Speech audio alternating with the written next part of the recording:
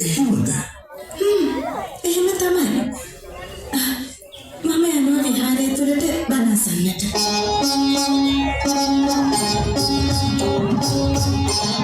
දැන් සුභා මෙහෙණියක් උපාසිකා ඇඳුම ඇඳ සංසුන් ගමනින් බිම බලාගෙන පාත්‍රය අතින්ගෙන කුරුපාර දිගේ ඇය ගමන් කරන අන්දමත් වෙනද වගේම ආනන්ද කාමුක සිටින සුභා පසුපස යන අන්දමත් අපට පෙන්වා දෙනවා අංක 9 දරන රූපලාවන්‍ය.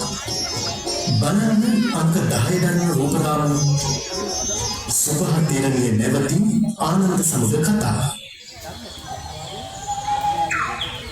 ආනන්ද මම දැන් මෙහෙණිය මහස කෙනෙක්. ඇයි ඔබ මේ ලෙස මා යන මග අවුරා සිට ගත්තේ? ඉබාය කියද්දිත් මහාන වුණා නේද? ඔව් මහාන වුණා. මට යන්නට දෙන්න. මම ඔබට ආදරේ සුභා. ආදරේ?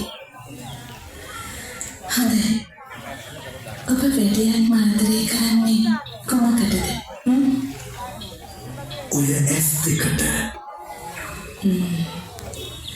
මම වඩාත් ආදරේ කරන්නේ